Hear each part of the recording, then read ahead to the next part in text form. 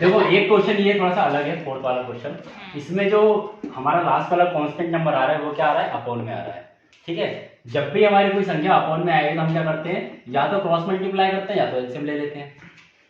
और पिछले कुछ क्वेश्चन में मैंने क्रॉस मल्टीप्लाई लेना तो बता दिया था। अब हम एलसीएम लेकर देखते हैं कैसे करते हैं। तो देखेंगे हम, इसके नीचे क्या कुछ नहीं है तो एक है, इसके नीचे कुछ नहीं है तो एक, और इसके नीचे क्या है, एक है। उन सबको अगर हम लेंगे तो हमने कॉमन क्या दिख रहा है, 8 दिख रहा है। या हम अगर इसका एलसीएम लेते हैं तो एलसीएम लेंगे तो क्या निकल के आएगा, हमारा 8 निकल के आएगा। ठीक है, तो हमने क्या कर लिया, इसको यहाँ पर लिख दिया, पूरे के नीचे लिख दिया 8 है ना। जब हमने इनका एलसीएम निकाला तो क्या निकल के आया, 8 निकल के आया। अब हमें ऊपर वाली संख्या कैसे लिखनी होती है उसका लॉजिक थोड़ा सा आप समझ लेना, नहीं तो कंफ्यूज हो जाओगे तो फिर गड़बड़ कर दोगे। ठीक है, ये वाली जो संख्या है इसका मल्टीप्लाई हम ऊपर करते हैं, यानी कि ऊपर क्या है, 2x है ना यहाँ पे। तो अब 2x के साथ अगर मल्टीप्लाई होगा ना, 2x स्क्वायर के साथ इंटू होगा किसका, 8 का, तो क्या हो जाएगा, 8 दूनी 16, कितना हो जाएगा, 16x स्क्वायर हो जाएगा। और उसके बाद क्या करते हैं, तो इसके अपॉन में चल रहा है उससे हम क्या कर देते हैं, उसको डिवाइड कर देते हैं। इसके अपॉन में क्या चल रहा है, कुछ नहीं तो 1। तो जब इसके अपॉन में कुछ नहीं है तो हमने क्या मान लिया, 1। क्यों, क्योंकि इसके अपॉन में भी 1 चल रहा था और इसके अपॉन में भी 1 चल रहा है। 16x स्क्वायर को अगर मैं 1 से डिवाइड करूंगा तो आंसर क्या आएगा, एस की वही का वही आएगा, है ना।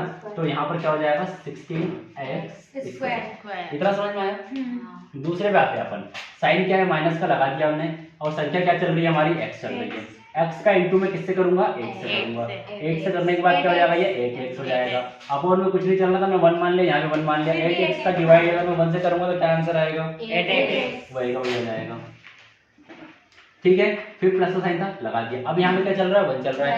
1 में मैं क्या कर दूंगा, 8 का मल्टीप्लाई कर दूंगा, 1 इंटू 8 कितना आ गया यहाँ पे, 8। अब इसके अपॉन में क्या चल रहा है, 8। अरे इसके अपॉन में 8 चल रहा है, तो इसके अपॉन में भी क्या जाएगा, 8। 8 से 1 को कैंसिल कर दूंगा, क्या बचेगा, 1। तो इस तरह से एलसीएम लेकर हमें सॉल्व करना होता है। समझ में आया नहीं आया, इसमें कोई डाउट अभी तक। ठीक, तो यही एक मेन प्रोसेस थी जिसकी वजह से आप गलत कर लेते, इसलिए मैंने इसको करवा दिया। इतना समझ में आ गया। अब देखो ये यहाँ डिवाइड में चल रहा है, उधर जाकर क्या हो जाएगा, 16x स्क्वायर माइनस के 8x प्लस के 1 इज इक्वल टू 0 इंटू 8, यानी कि ये भी हो गया 0। आया समझ में, 0 का मल्टीप्लाई हमारा x हो गया तो 0 हो गया। अब अगेन यहाँ पर वही गुणनखंड विधि, कांस्टेंट का कांस्टेंट से मल्टीप्लाई करेंगे, कितना आ जाएगा, 16 आ जाएगा। 16 का एलसीएम ले लो, कितनी बार में जाएगा, 8 बार में।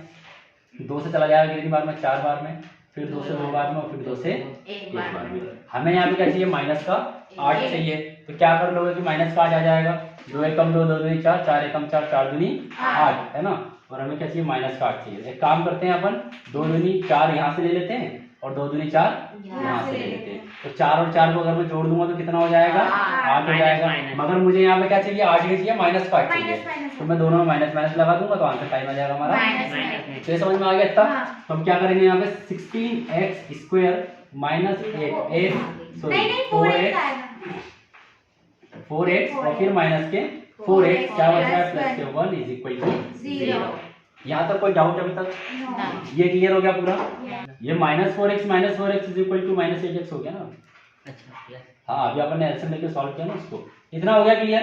अब यहाँ से भी कॉमन निकालना होता है और यहाँ से भी कॉमन निकालना होता है। कॉमन निकालने के लिए इजी तरीका क्या है, क्या देखते हैं हम लोग सबसे पहले कि अगर दोनों में नंबर है कांस्टेंट वैल्यू तो दोनों में छोटा कौन है, 4। तो हम देखते हैं क्या 4 के पहाड़े में 4 आता है, क्या 4 के पहाड़े में 16 भी आता है। तो अगर ये दोनों के पहाड़े में आ रहा है तो हम यहाँ पे कॉमन क्या निकालेंगे, 4 निकालेंगे। और यहाँ भी x स्क्वायर और यहाँ भी x, दोनों में x दिख रहा है तो हम यहाँ से x कॉमन निकाल लेंगे। फिर हम देखेंगे यहाँ पे बच क्या रहा है। अब अगर आपको फिर से दिक्कत होती है निकालने में कॉमन, तो आप इसको ऐसे करके लिख सकते हो, ये काम रखता होता है आपका। आपने क्या कॉमन निकाला है, 4x निकाला है, तो 4x यहाँ पर भी आ जाएगा, 4x यहाँ पर। तो वीडियो चल रही नहीं, चल रही है, ठीक है। अब ये x से x कैंसिल हो जाएगा, 4 एकम 4 और 4 चौक 16। 4x से 4x पूरा चला जाएगा, यहाँ पर बचेगा, यानी क्या बचा, यहाँ पे 4 बचा और यहाँ पर x बचा, माइनस यहाँ पे 1। तो ये वैल्यू हमारी कहाँ आ जाएगी, 4x माइनस 1। अब मैंने बताया था यहाँ कॉमन लेने का क्या तरीका होता है, साइन को, ये वाला जो साइन होता है ब्रैकेट का, इसको लेते हैं और आखिरी वाले कांस्टेंट वैल्यू का ले लो, मल्टीप्लाई कर दो, माइनस प्लस माइनस। समझ में आ गया। अब हम देखेंगे यहाँ से क्या आ रहा है, यहाँ पे 4 दिख रहा है मगर यहाँ पर 1 है, यहाँ 1 है मगर यहाँ 4 है, यहाँ x है मगर यहाँ पे x नहीं है। जब कुछ भी कॉमन नहीं आता है तो हम क्या कॉमन ले लेते हैं, 1 कॉमन ले लेते हैं। अब यहाँ पर क्या बचेगा, हम वो भी देख लेते हैं। 4x प्लस 1 नहीं, उसको पहले हमको क्या करना पड़ेगा, साइन को मल्टीप्लाई करना पड़ता है, बताया था ना मैंने। तो माइनस माइनस प्लस, तो प्लस का क्या आ गया 4x फिर माइनस प्लस माइनस का 1 देखो दोनों ब्रैकेट सेम हो गए। तो जब भी कॉमन लेने के बाद आप सॉल्व करो, इसको वैल्यूज को उतारो, तो ये मल्टीप्लाई जरूर कर लेना, नहीं तो आपका ये ब्रैकेट सेम नहीं आएगा, साइन गलत हो जाएगा। ठीक है, अब आगे करें अपन। पूरे में क्या कॉमन दिख रहा है हमको? 4x माइनस 1। बचा क्या हमारे पास? 4x माइनस 1 इज इक्वल टू 0। दोनों के साथ हम जीरोस ले लें। 4x माइनस 1 इज इक्वल टू 0, ये भी हो जाएगा 4x माइनस 1 इज इक्वल टू 0, है ना। तो 4x को हम यहीं रखते हैं, ये माइनस का उधर जाकर प्लस हो जाएगा। फिर क्या हो जाएगा? x को यहीं रखेंगे, ये 1/4 हो जाएगा। सेकंड वाला भी ऐसे ही हो जाएगा, है ना। 4x is equal two plus का 1 हो जाएगा, x को यहीं रखेंगे 1/4 हो जाएगा। समझ में आ गया? ये इसको भूल निकल